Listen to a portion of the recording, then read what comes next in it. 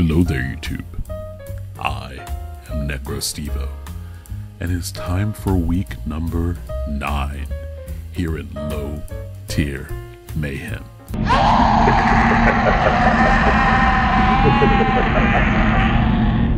You may have noticed that we skipped week 8, and that is because our opponent was unable to battle, and so we picked up a bye in week number 8. For week number 9, not wine, I have not drinking any wine.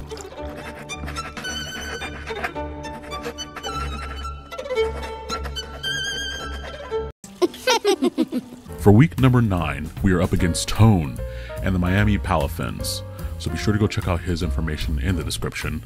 Yet another person who we have been looking forward to facing.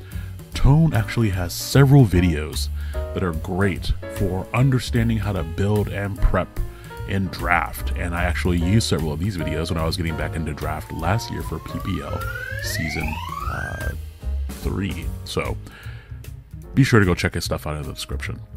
As far as the Pokemon that Tone drafted, he has Terrakion, Slowking, Terra Ribombee, Clodsire, Incineroar, Registeel, Braviary, Terra Arboliva, Rotom, Floatzel, also Cantera, and Sandslash Alolan form.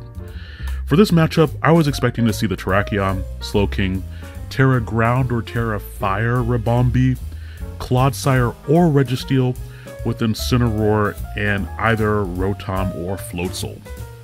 He just has so many different options with this team to where he can very easily have things set up their own effects, whether it be weather or his usage of his Registeel this season. So we decided to go with a Choice Specs Gengar with Trick in case he tries to swap a wall into it.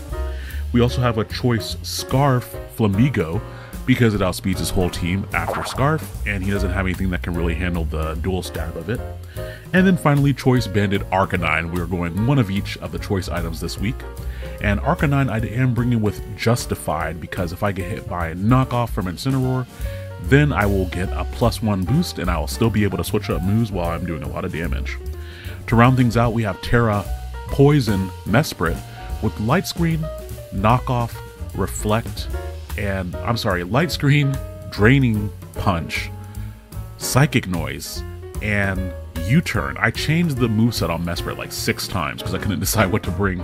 We also have Loaded Dice, Terra Electric, Flygon. Electric is there primarily to hit the Slowking, and we pack Thunder Punch just in case we decide to Terra the Mesprit. That way I don't have to be forced to use Terra Blast on it. And then our dedicated lead, even though he did not bring the Clodsire, you can see his team there, is our Tinkaton with the Air Balloon. I had Tinkaton on an Air Balloon because it would basically wall Clodsire, and if he did go Terra Ground Ribombee, which he actually ended up going, then I would be able to dodge the more super effective hit from that at least once. He also has Terra Ghost Arboliva, so our work is definitely cut out for us.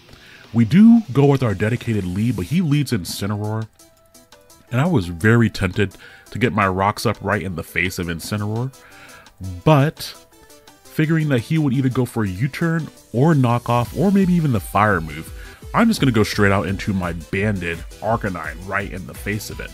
And we get very fortunate that we see knockoff right here at the start of the battle, which boosts our Arcanine's attack, so it's like it has the choice band without being locked into one move. Now here, I do not have close combat on Arcanine, and I'm sure you noticed that, and that's because it basically only hit the Incineroar and the Terrakion, and I could have other coverage moves for those. I figured he would swap out here, and so I call the Slowking coming in, and I nail that with the juiciest crunch. Juicy.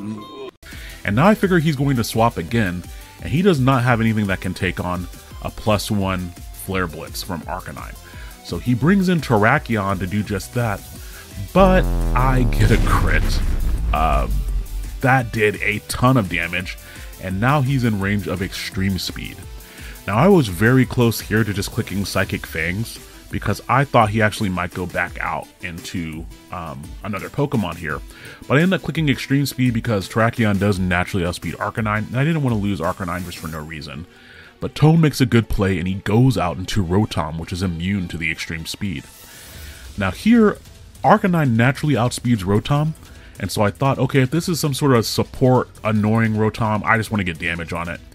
But he's actually Choice Scarfed, and so he easily KOs me here with Shadow Ball. I could have very easily swapped back into Ribombee and been just fine, and not into Ribombee, into Tinkaton right there. That's right, buddy. Honk if you think I'm tongue. And taken the Shadow Ball very well.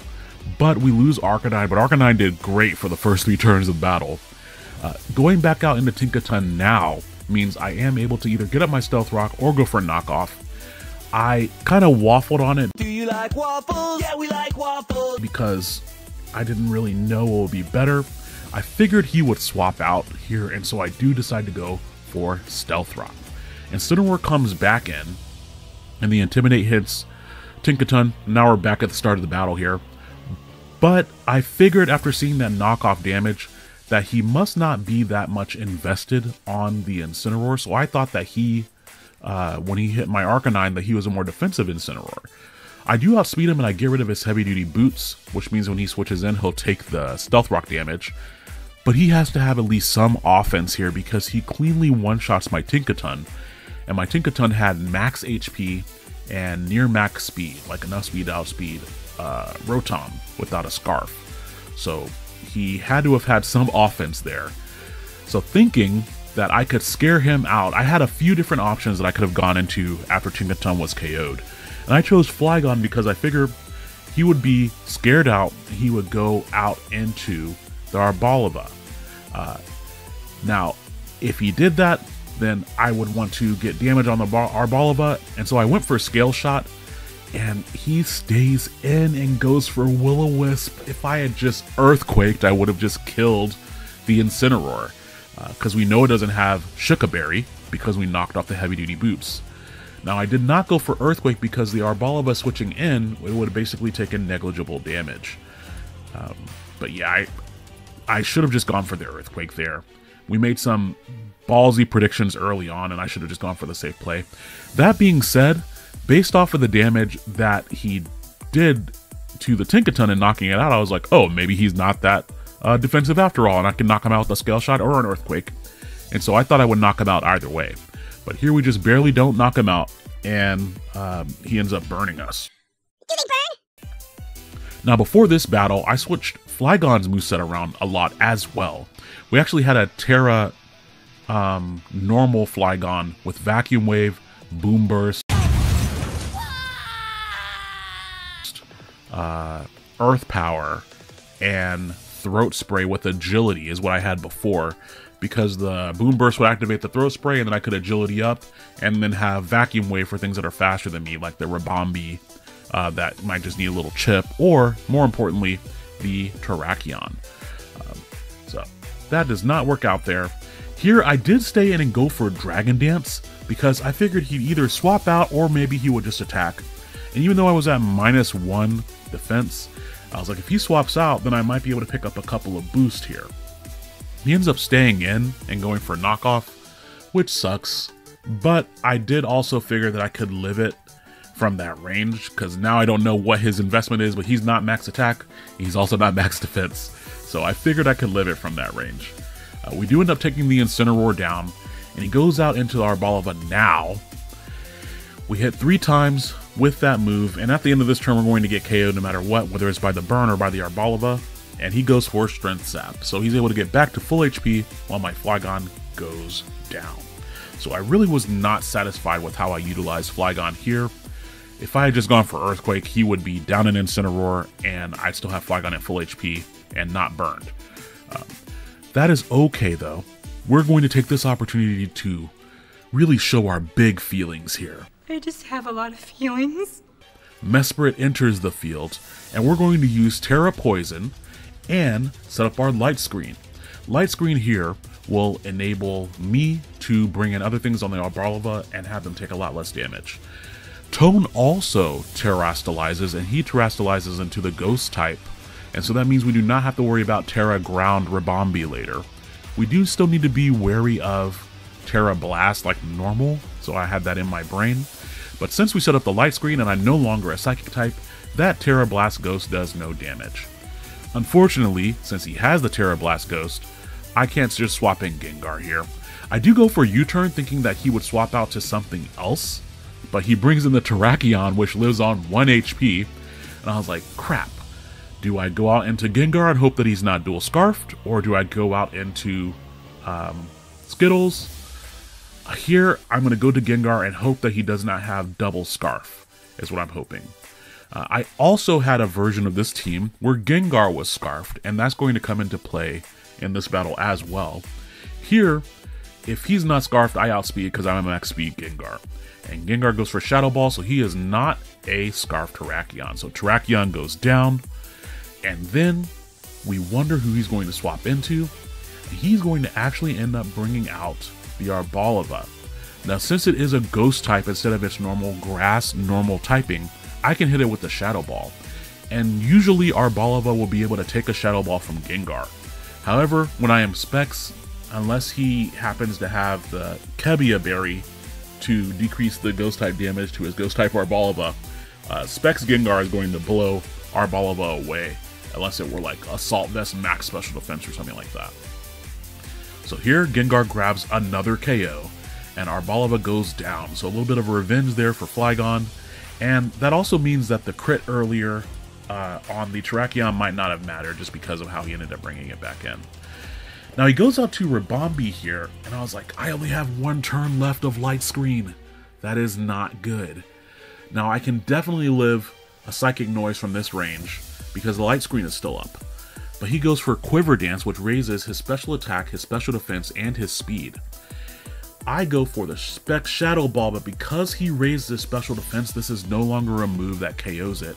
And my Light Screen wears off, which is highly unfortunate. I need the screens. And you can see here that without the screens, I don't have a good swap in because my other swap in is also a poison type.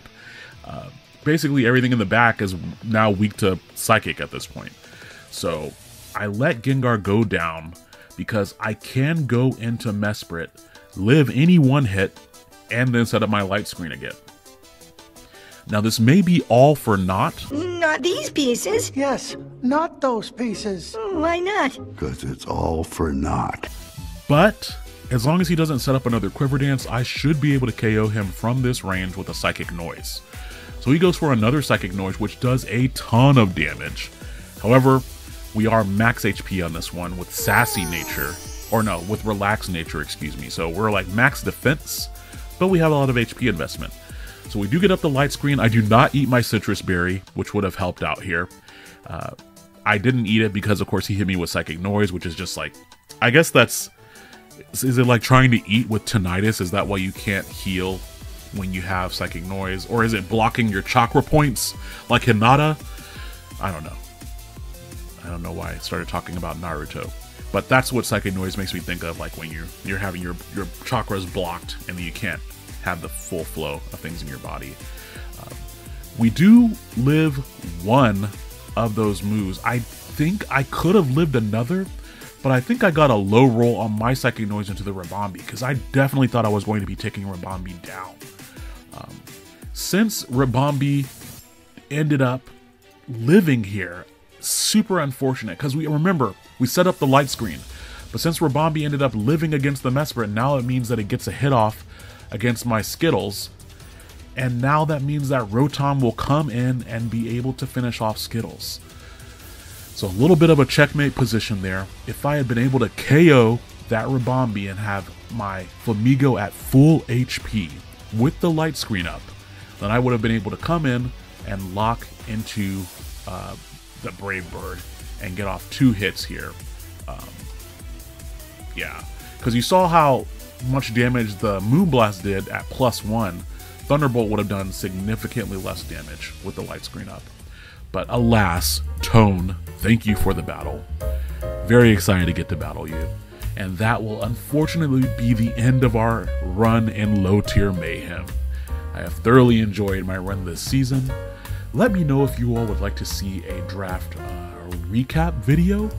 I saw some other coaches doing these, like Joey, Pokegame, Numb Nexus had one.